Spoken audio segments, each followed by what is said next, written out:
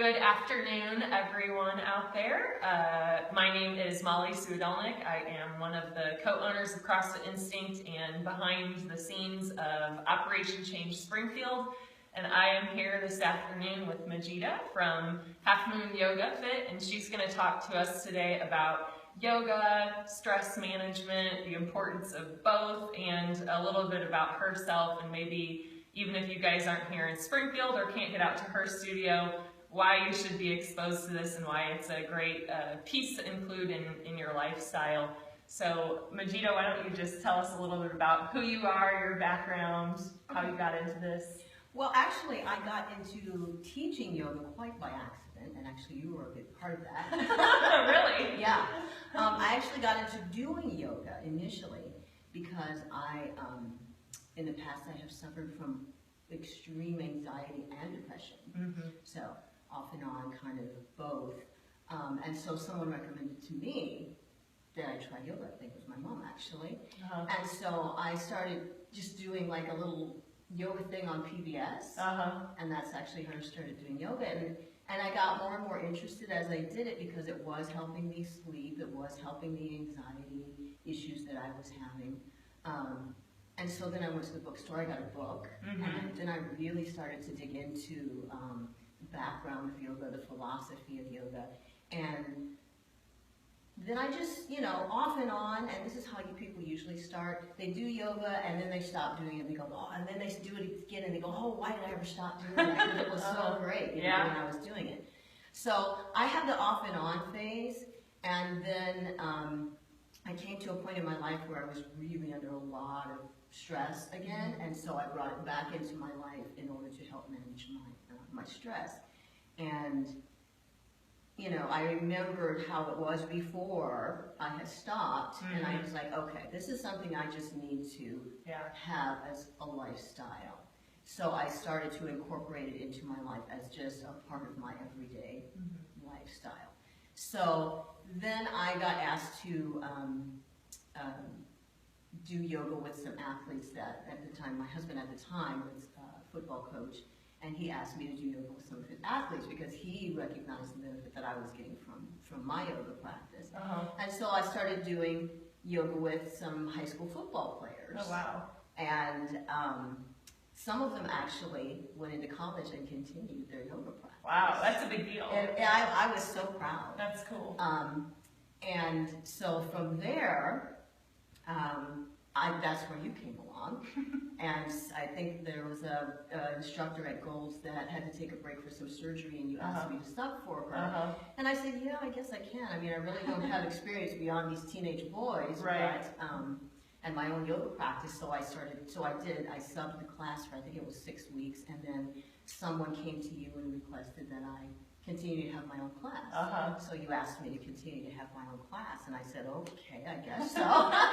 So it was really quite by accident that I became a yoga instructor. That's awesome. Must have meant to be part of your life, and it kind of came to you. That's really cool. Yeah. So what benefits have you gotten? You mentioned a little bit about it helped with anxiety and sleep, or could you expand on that, or what else it helped with? Well, I mean, I've been through a lot of just really difficult times in my life, and I'm a person who likes to manage things naturally. Mm-hmm. I don't like medications and things like that. Right. And they don't really work for me. I tend to have more side effects and problems from them. So I like to stay away from that kind of thing. So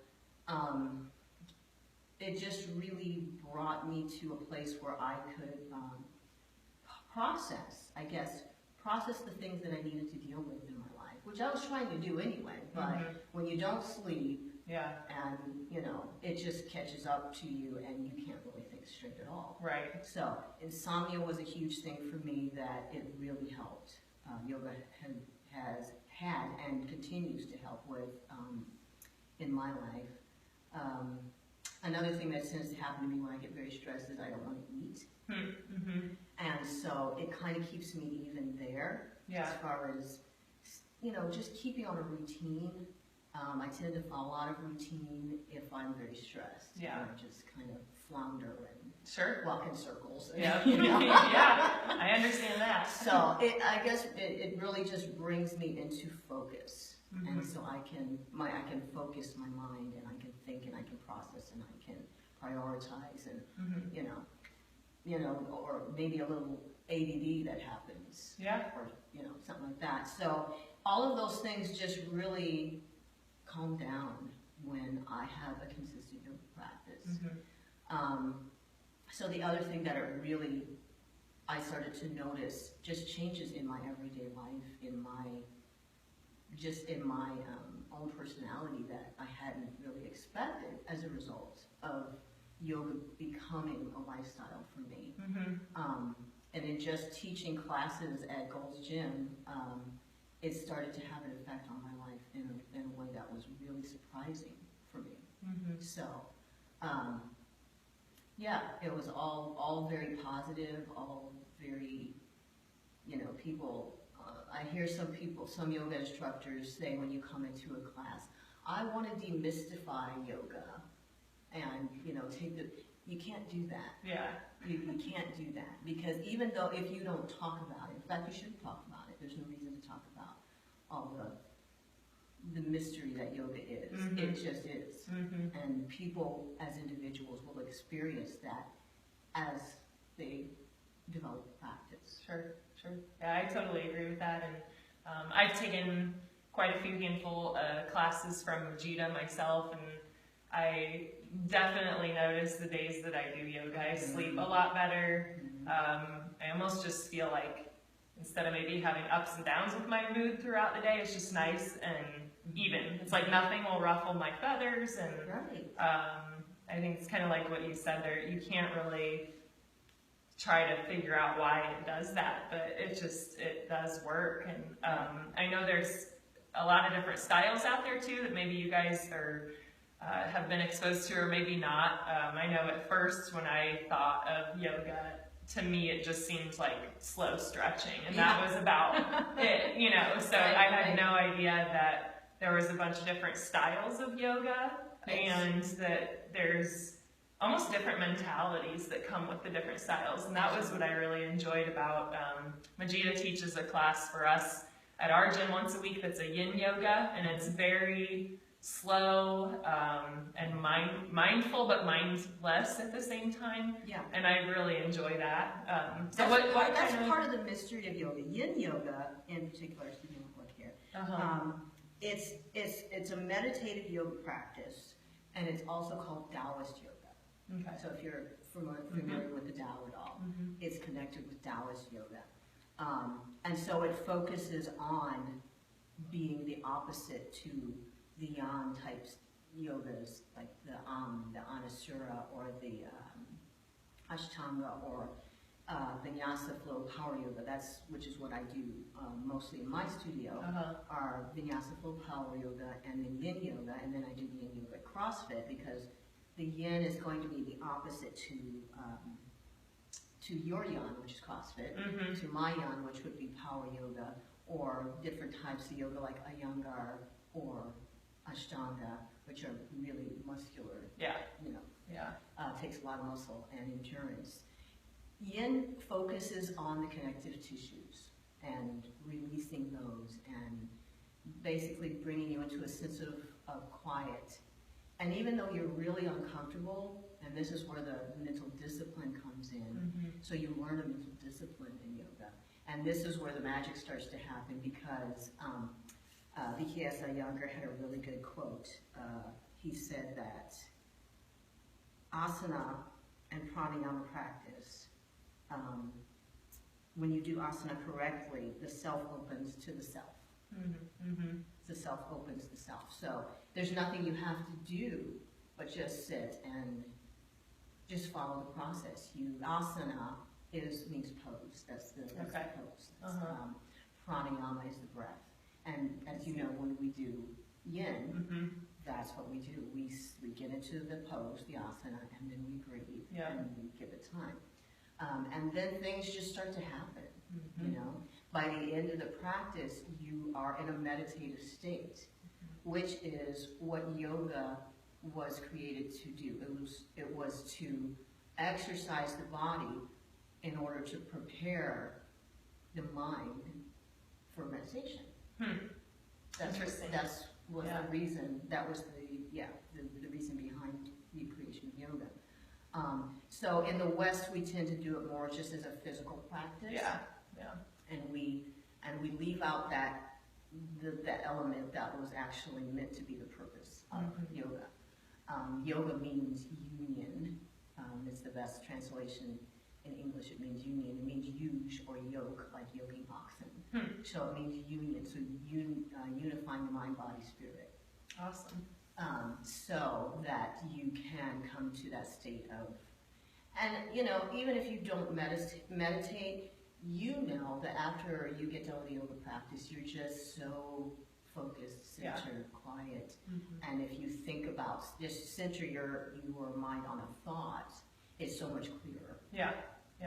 So I agree. Yeah, I noticed when I was first starting yin yoga, the first few sessions for me, it was hard to calm my mind down. And I just noticed myself thinking about 1,000 different things and not really paying attention to what I was doing. And then every session that we did past that, it got calmer and calmer. And now it's almost instantly I can sit and completely zone out. And I love that because it's made me be able to, in a busy or stressful situation, pull from that and be able to almost just take a breath and chill out. You know, and I think maybe for you guys at home, that could be something really beneficial to learn, is even if you don't like the word meditate or anything along those lines, it really just gets your mind to de-stress and learn how to do that. Yeah, I think we get so caught up in, words in the language, but yoga, it's not meant to be any kind of mystical or religious or, it's not for any particular people, or, it's for everybody, really. It's not really, it's not supposed to be for any, to say spiritual, that's so broad. Yeah. Everybody has a spirituality. So you just apply that to what it means for you, So meditation can mean prayer, it can mean just sitting and focusing. It can mean just sitting and quieting, and meditation doesn't have to be still. You can be walking. You can be doing the dishes. That's true. Anything. So it's a meditative state of mind that it is the point. So we get so caught up in the language and in the words, but really it's more just a way of a state of being. And so that's kind of how I am at Half Moon Yoga. Is I don't ever talk about my own personal spirituality, because that's my personal. Right. I don't need to talk about that, and I don't ever ask anybody about theirs. That's their personal. So I just make an atmosphere where everybody can come in and kind of find their center. Like you said, the first few times you were, having trouble, bringing things down. And every time you do it, you come a little closer. You come a little closer to yourself, to your inner being. And so I try to create an atmosphere, where people, can come closer to their inner being and find that inner being. Got a tickle. Dry. Got a tickle. So you do yin yoga classes here, and then you said a power yoga as well. What type of yoga is that, or who does what? What do you recommend for people who maybe haven't done yoga or done a little bit of yoga? What style should they look for? Well, if you are in generally good physical condition, I would say you could start in Power Yoga 1, and you'd be fine. Anything is modifiable. You can modify any pose to suit whatever level you're at. Okay. If you're in very good physical condition, you could probably handle yoga too, but I don't recommend it just because It's not about acrobatics. Yeah. It's about alignment, form, and it's about knowing that you have to be very internalized and be in your center before you attempt some of these more, cool poses. Yeah. I mean, they look really cool. Yeah. They do, and I agree with that. But you can't just jump into them. There's a process that goes into those cool poses. Sure. And it's a very important process, and it's something that I really stress in my classes. Don't jump, don't push, don't strain. If you're not floating into it, if it's not just happening, then you're not there. I see. Okay. You have to find it. You have to first be very in touch with your body. So power yoga, and the name fits it appropriately.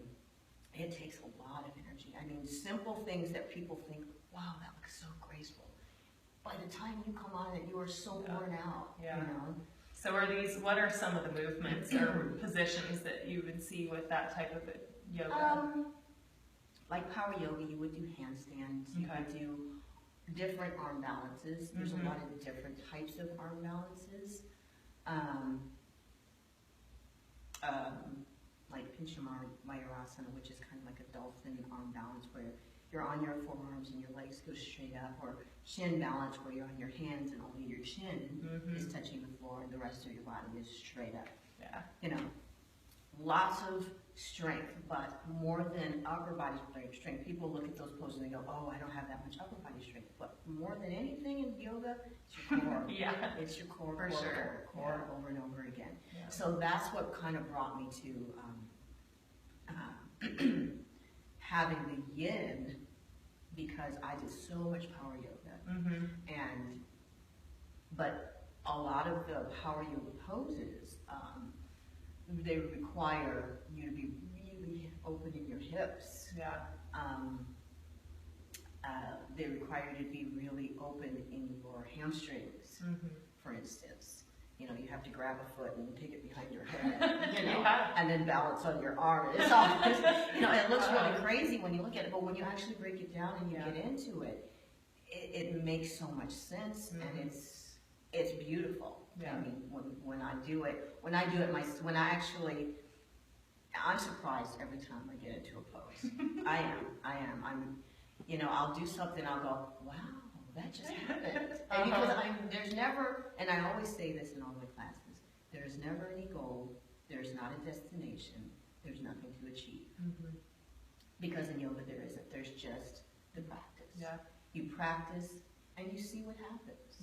And more often than not, you'll just be amazed if you just go through the process of the practice. And suddenly, I had somebody send me a Facebook post about a week ago, and he said, it just happened. I was in my living room, and I tried it, and it just happened. And I said, I told you, that's the way it happens. Yeah. If you just follow the practice, don't skip steps. Practice, be consistent. Honor yourself, honor your body. Don't do things that go against what your body is saying to you. Ahimsa means do no harm, and it's one of the 8 pillars of yoga. And so I always, if it hurts, now discomfort and pain, 2 different things. Right. Discomfort, you're going to experience lots of discomfort in yoga, but that's where the mental discipline comes in. And so you mentioned now when you're in a more stressful situation, you can calm down faster. You actually can get to the point where you can go into deep meditation in a crowded room because you're just so practiced at disciplining your mind and bringing things down to quiet. Yeah. So. Yeah, I feel like that's even compared to our lifestyles now, that's so important just because, I'm at home and I've got my phone texting someone, I'm on my computer doing work, TV's on in the background, there's cars, it's just the whole world is crazy. So it's good to have that yin side to everything. Yeah. Just to have a yin side to your life. Yes. Have a yin side to your life. And so having a practice just continually reminds you to keep that presence in your life. Yeah, it's actually, I've got now a little yoga place at home, you know, that I'll go to and do some poses at and just sit and, you know, just clear your mind. And I think that's such a great gift to be able to give to people, you know, is that even if I can't make it all the time out here or to classes, you've really taught me how to do that, and I can do it on my own, and, and it's so wonderful. What I do. I don't call myself a teacher. I don't teach. I share. I share what has helped me in my life. I share what I learn. I'm still learning. I don't know. I think I know about this much compared to what I'd like to know. Sure. You know. So I share, and I'm always so glad to hear things like that, that people have taken, you know, what I've shared, and they've taken it and shared it with other people, or they do it at home, or, you know, if you come to the studio, great, but you know, what I like to hear the most is that you have made it part of your life, because that's... We actually, I think I've told you this before, but if you guys don't know, we have a 7 a.m. class at our gym. It's a longevity class, so it's most people are 55 and up in that class, so every Tuesday with them, we do a little yin yoga routine. And I think the first few weeks maybe weren't so sure about it, but now, I mean, the 6 a.m. class is over, and they're out with their mats, laying down, getting in the mind state already. I guarantee it's you, awesome. The first time you do yin, you will hate it. Yeah. You will hate it. I mean, the first time I did yin, I was like, oh, I'm never doing this again. But I automatically I noticed the benefit, and I was like, okay, maybe I'll try it again. So I did it again, and I was hooked. Oh yeah, me too. I was hooked. Yeah, I think it's a life-changing thing if you give it a chance, and that's the thing is. We have had some people do it who I don't know if they are slightly ADD, but just very high-strung and had a hard time relaxing. And you almost have to do it several times. It's like a muscle. You know, you have to work the brain, and I think people get frustrated because it might seem a little slow or boring or hard to focus, but it does improve. With the way that our culture works, it's so fast. Everything is almost guided. Yeah. You know, and to just sit and be quiet. Wow. Yeah. You know, and that's what I tell people when they do yoga. If you've never done yoga before, the hardest thing is going to be the silence. For sure. You know, and just sitting and being quiet, and that is why a lot of people can't do it, because they cannot sit with themselves for an hour. Yeah, you really learn a lot about yourself. You know, there are constant thoughts that creep in all the time. You know, it's paying attention to those things, and I've really appreciated getting to know yin yoga and learn how to do it and apply it in more than just a yoga setting. You know, and even and you know, actually, it works for. I think it works for different types of fitness. In my yoga studio, I do calisthenics. I call it urban calisthenics because when I grew up in the inner city, and we didn't have dumbbells and stuff. We used bricks. And, you know, that's awesome. I love that. Yeah. So, you know, my sisters and I always had competitions and stuff, and we were in great shape. But it's just what people in urban communities do. You know, so. I do a class called Urban Calisthenics in my studio because it is so similar to the way that you use your body in yoga. And the process part of it. You go through the process. You cannot get yourself to be able to do a one-arm pull-up by forcing it. Right. Not going to happen. No. You're gonna mess up your tendon. You'll have to rest for 6 months. So it's just not going to happen. So the same as in yoga. There's a process. You have to follow. You have to be patient. You have to be disciplined. And when you're exercising, when you're doing the different movements, you have to know which part of your body you're supposed to be using. And it's a lot of core. The same as in yoga. It's a lot of core. And and you have to be in touch. We have to be very mindful in calisthenics, or you're gonna hurt yourself. Yeah, more, for sure. Or you're just not gonna get there where you're trying to get to.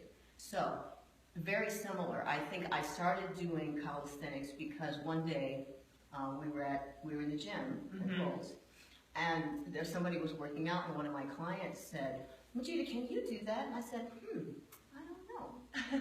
And so I went and tried. I did some dips and I did some pull-ups. I go, I guess so. I never did that stuff. Yeah. I just did yoga. Yeah. And Yeah. the yoga strength is what got my yoga practice is what gave me the strength to be able to do those calisthenics movements. That's awesome. Yeah. So I thought, that's really interesting. And then I started looking at some of the calisthenic movements, human flag, and all that stuff, and I just was intrigued. Yeah. So I was like, oh yeah, I got to do that. Yeah, those definitely go hand in hand. Oh yeah.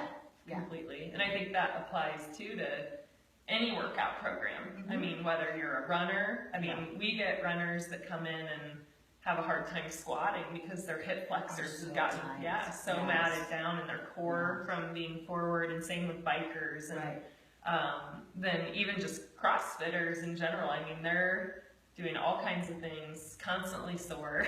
So this is such a great recovery piece to that.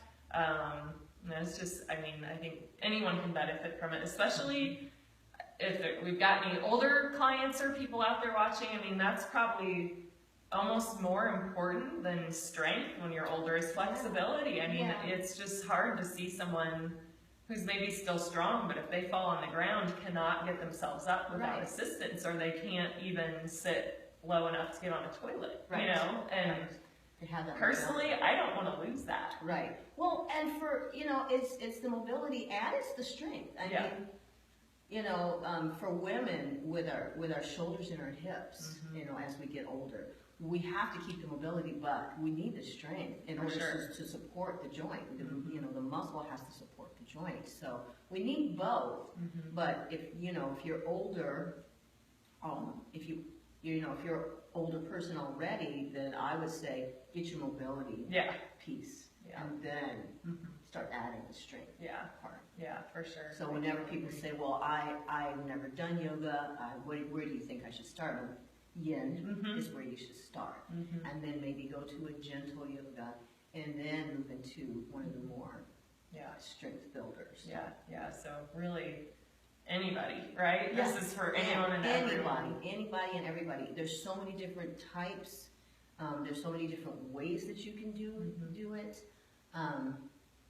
So if you never want to do a headstand or a handstand or arm balance, you don't have to. Right. You still get the benefit of there's progressions to all of those. So the progression that leads to all of that will benefit you just in life. That's great. Yeah.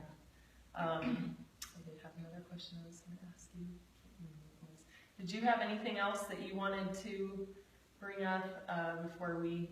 Well, just in the whole what you're doing, this whole Springfield mission. What I'm always about is wellness. Yes. Bringing wellness to people, helping people learn how to be the best version of themselves.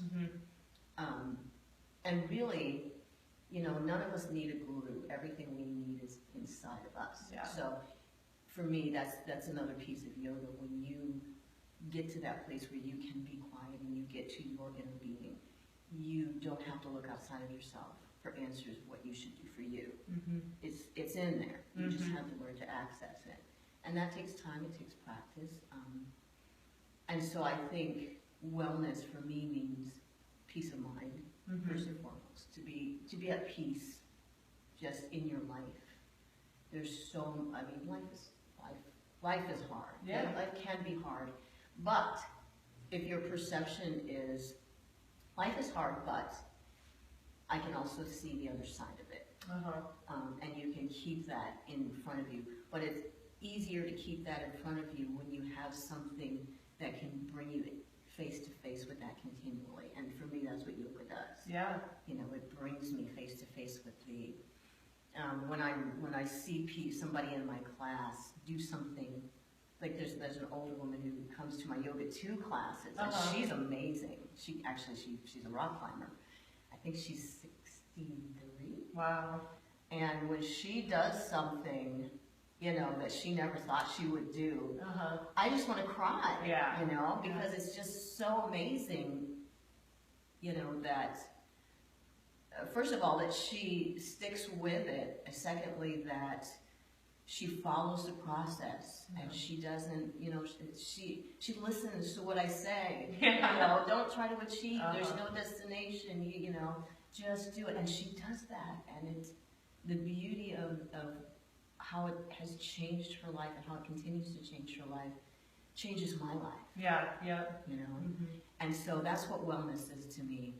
Seeing people's lives change, seeing the way that they eat, the way that they do anything in their lives, you know. I did when my sister comes down from Chicago every year, and we do a workshop, and someone asked us to talk about nutrition. And so we talked a little about the basics of nutrition, but at the end of it I said, you know, when it comes down to it, would you really get into your inner being? You know what to eat. Yep. Because, for instance, just recently for me, I was going through a time when I've been, for the past few weeks, I've just been wiped out, just lots of fatigue, and I mean, because my schedule is nuts. Yeah. Summertime with all the gigs and everything. And I was just like, oh my gosh, I'm eating normally, and something, you know, that little inner voice that says, hey, listen, said, you need to drink some milk. I haven't drank milk since I was a child. You know, I'm allergic to milk. Really? But I drank some milk. And suddenly I don't have any allergy symptoms. Wow. And my fatigue went away, my muscles and my joints started feeling better.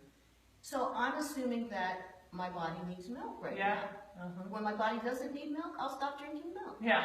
But I listened to that little tap on my shoulder, and I got some milk. Yeah. I was really scared to drink it. I would be too. Because I thought I was going to have a terrible allergic reaction, have an asthma attack, and everything that used to happen. Yeah. But no, none of that happened. Yeah, and I think that's true for all of us, right? I mean, deep down we know we need to eat good whole foods, you know, and that's what they were put here on earth for. And we're just lying to ourselves. And in here, it'll tell you. Oh, yeah. It'll tell you what you need and what you need to just leave alone. Yeah, I totally agree. Yeah. Well, that's great. If you guys have been tuning in, we did do a yoga class of Majeeda's where we broadcasted it live, the whole yin yoga routine, which I believe was about an hour and 20 minutes long. You guys feel free to go back. If you scroll down the Operation Change Springfield page, you will get to see that video. Also on CrossFit Instinct's YouTube page, it's loaded on there so you can watch the entire thing and follow along with it. It was a good full body routine. You could even break it up and do 20 minutes when you have time and another 20 when you've got some more time. And you won't even need equipment for it. Maybe just set a blanket down, have a couple pillows nearby. But it would be a great exposure for you to kind of see what yin yoga is like, and those of you guys who have done it or like to do it, now you have that full hour of Majeeda at your fingertips for free to use as many times as you'd like. So I'm going to get up here. It looks like we might have a question up there. Yes. Let's see who we've got. We have Maureen, says one of the best yoga instructors in the area. My finger's getting on the camera. And if you guys have any questions, throw them out there for us. And I know Majeeda and I will both be watching the page if you guys do have questions so that we can answer. What's the address here, Majeeda? Here at the studio? Yes. 315 Chatham Road, Suite 106. Yep, in Springfield. Yep, so if you guys, she's got a website, Facebook page, all of that stuff too, so check it out. Could be life-changing, you never know. Even if you just start with her video for the at-home demo for yourself, I mean, this might really change things for you. So give it a shot, and hopefully this inspires you to bring a little more yin or yoga into your lives. Yin into your life. Very good. Well, thanks for tuning in, guys, and we hope you have a great weekend. Bye.